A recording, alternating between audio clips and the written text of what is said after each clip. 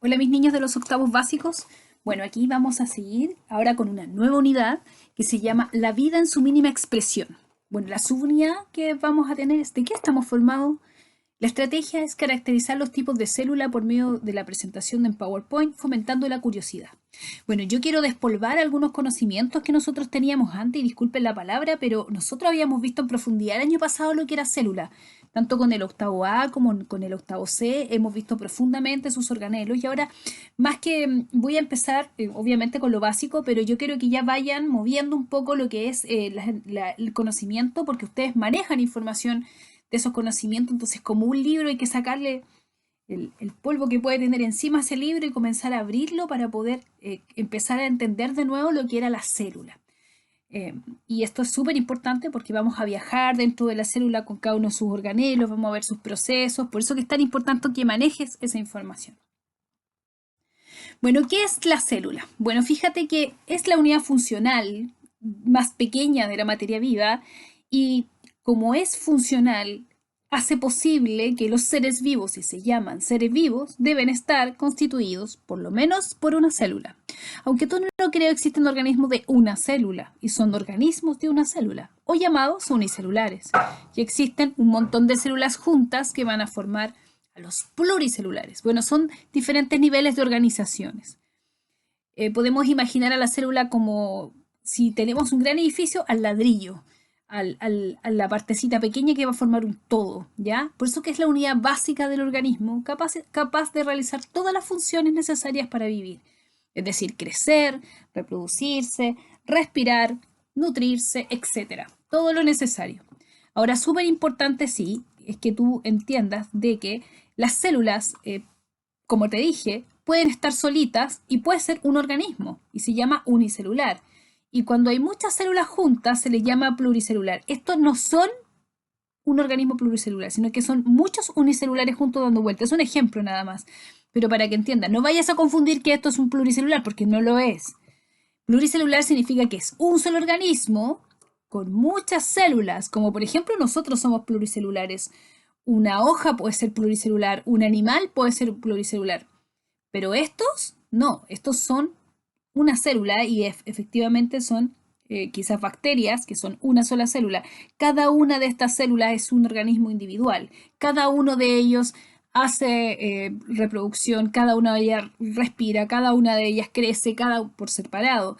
En cambio, un organismo pluricelular, en cambio, tiene una organización que hace que el todo haga todos esos procesos. Es decir, una célula se une con otra célula para formar un tejido, los tejidos forman órganos, los órganos sistemas y los sistemas diferentes, como vimos las clases pasadas, todos los sistemas, van a formar a un superorganismo que es en este caso el ser humano, pero quiero que les quede claro.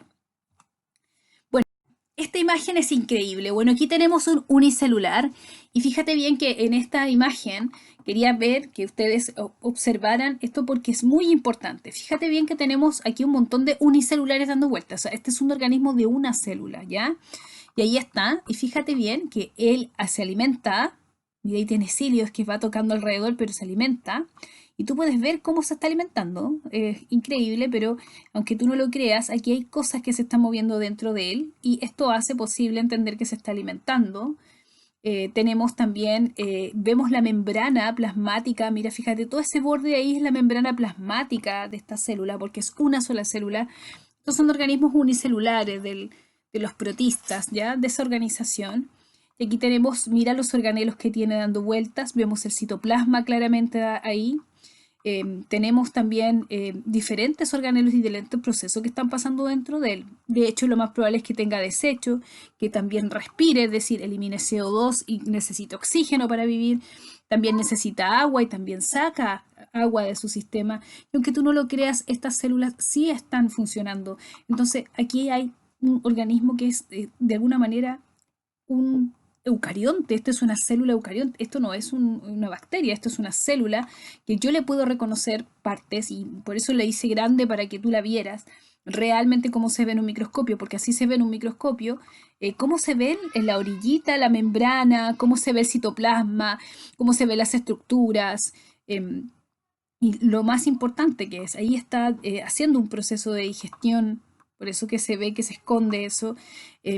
Y bueno, es muy, muy importante. Todo lo que está pasando adentro son sus organelos, etcétera. Entonces, esto es un organismo, es una célula animal, pero obviamente vamos a ver de qué se trata, pero para que sepas, yo cómo reconozco una célula. Imagínate, aquí estamos en una gota de agua y lo estoy observando por el microscopio y fíjate bien, mira, aquí se está alimentando, mira, aquí hay algo que está ahí y pasa adentro del citoplasma. Fíjate bien, ¿cómo yo me doy cuenta? Porque tiene un límite y aquí está la membrana, así como se ven las membranas del resto de los unicelulares que andan dando vueltas, pero mira, ahí hay una membrana celular, hay un citoplasma, hay organelos, etcétera. Yo me doy cuenta que esto es una célula, ¿ya? Hay organelos, citoplasma, membrana celular y un proceso que se están dando adentro. Súper importante. En cambio, los pluricelulares son organismos, es decir, estamos hablando de una estructura que de alguna manera está constituida por otras partes, ¿ya? Por ejemplo, es una hoja, viene de una planta que es un pluricelular, ¿ya? Y si yo le saco un pedacito a esa planta, o sea, a esa hoja, yo voy a ver que cada una de ese pedacito está constituido por cientos de miles de células vegetales. Fíjate bien aquí, parecen verdaderos ladrillos construyendo el tejido. Entonces, cuando yo digo la célula, la hoja es verde, sí, pero no porque sea todo verde. Si te das cuenta, hay espacios que están en blanco. Pero ¿qué puedo ver aquí? Mira, fíjate bien que yo veo un citoplasma. Aquí estoy viendo la célula, aquí está la membrana celular y adentro veo cloroplastos, porque aquí están cositas verdes, o sea, esas pelotitas verdes, pero obviamente que estas son estructuras celulares, ¿ya? Son células vegetales y fíjate bien lo interesante que es verlo aquí, ¿ya? Y obviamente que un pluricelular hace lo mismo que hacía el unicelular, se alimenta, necesita, por ejemplo, una planta que necesita agua, luz y CO2 para poder sobrevivir, para poder fabricar oxígeno. Entonces, si te das cuenta, esto es un pluricelular que también necesita los mismos procesos que hacen unicelular, ¿ya? Esa es la comparación que te quería hacer, de que tú entendieras que los pluricelulares están constituidos por muchas células y los unicelulares son una sola célula. Y entre los unicelulares vimos el que estaba anteriormente mencionado. Esta es una imagen maravillosa para que tú la puedas ver. Aquí tenemos otro organismo pluricelular, en este caso un gato, y fíjate bien, aquí tenemos células, en este caso musculares o células cardíacas, que están aquí funcionando. Eso es una célula, que todas en su lugar van a formar un tejido, y ese tejido al organizarse va a formar un órgano, y ese órgano va a formar un sistema, y muchos sistemas a la vez van a formar obviamente a ese organismo. Aquí hay un ejemplo nomás, pero para que te des cuenta que también los organismos son pluricelulares. Yo soy pluricelular, tú eres pluricelular y los animales en general superiores son pluricelulares. No son unicelulares como el que te mostré en esa diapositiva, que hace lo mismo, pero lo hace de una manera a nivel unicelular. Buscando pistas de las células. Bueno, existían muchos científicos, los cuales los puedo mencionar.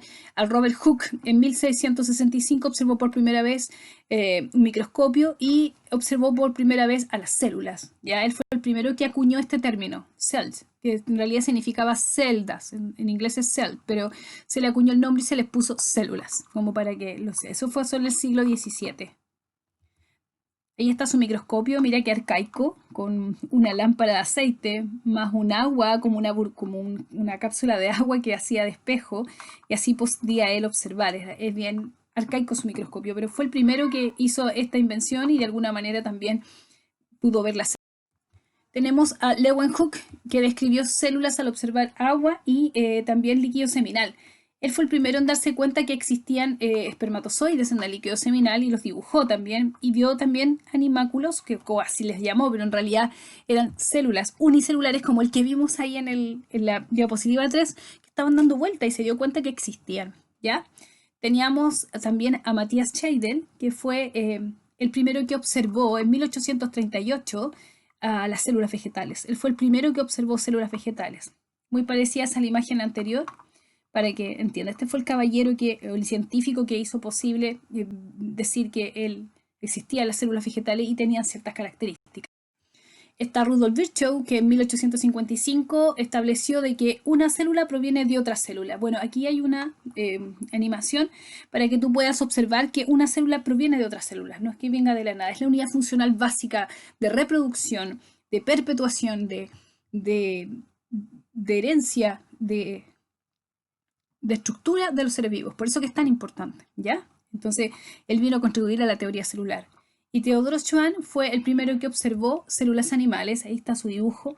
Él observó células animales y evidentemente del epitelio salival, del tejido nervioso, del tejido, etc. Él fue el primero que estableció las diferencias que habían entre las células animales en 1839. Bueno, ¿qué tipos de células existen? Vamos a ver, ustedes ya más o menos saben qué estructuras. Ya sabemos también que una célula se reconoce por diferentes partes básicas. Y los modelos de organización celular tenemos a las células procariotas, que son del reino de las moneras, de las bacterias, y las células eucariotas. Ahí también tenemos los unicelulares como protoctistas o protistas, como el de la diapositiva 3, en donde salía ahí moviéndose ese gran unicelular, plantas y animales superiores que ya son pluricelulares, pero todos ellos están constituidos por células eucariotas, ¿ya? Y las células eucariotas son células diferentes a las procariotas. Las procariotas son bastante más pequeñas, son las representantes de las bacterias, por eso es tan importante. ¿Ya? Y vamos a caracterizarlas. Y aquí tenemos a las eucariotas, que se dividen en dos, en células animales y células vegetales. Súper importante. Las características son bastante diferentes, las vamos a ver más adelante. Aquí solamente yo quiero que tú sepas los tipos que existen.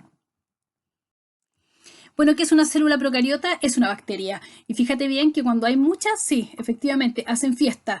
Mira, aquí están. Bueno, el material genético está libre en su citoplasma.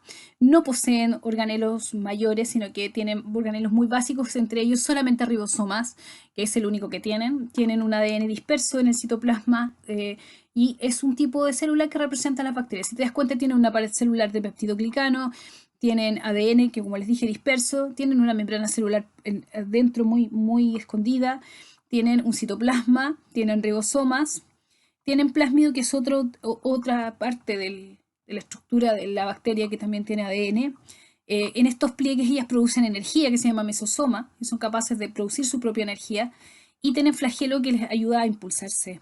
Bueno, las células procariote significa que antes de, no tienen núcleo definido. No es que no tengan ADN, lo tienen. Lo que pasa es que está disperso, no está compactado en un lugar como sí ocurre en las eucariontes. Entonces son diferencias fundamentales. Son bastante más pequeñas que las eucariontes, pero al mismo tiempo las define el hecho de no tener un núcleo definido, sino que está disperso.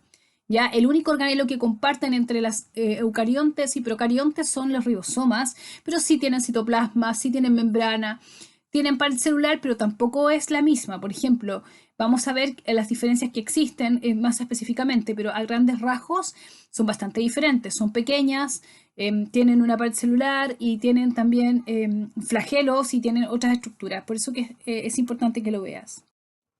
Bueno, y aquí tenemos las células eucariontes de forma general, yo no me voy a ahondar mucho todavía. Bueno, ¿y qué es lo que diferencia principalmente? Es el núcleo definido. Si te das cuenta, hay un núcleo definido en ambas, tanto en vegetal como animal. Una tiene pared celular de celulosa y la otra no, porque es una célula vegetal. Bueno, y son diferentes a la procariota, que es lo que yo quería que tú vieras, la diferencia que existe entre ellas, porque esto es la base para poder empezar, ¿ya? Que saber que la célula se divide en procariota y eucariota y que las eucariotes se dividen en animales y vegetales es básico para que tú lo entiendas. Ya posteriormente a esto nos vamos a ahondar en la próxima clase en todos los organelos que tiene. Pero hoy día solamente necesito que entiendas eso, que existan los tipos de células que están organizadas de esa manera y que, bueno, de alguna manera vamos a compararlas y vamos a ahondar mucho más en su estructura interna. Aquí está, por ejemplo, para que la observes. Bueno, niños, esta sería mi clase de hoy día. Por favor, cualquier duda me escriben al cbriones@mariinmaculada y yo al tiro les voy a responder en cuanto pueda. Y bueno, eso. Cuídense mucho y nos vemos.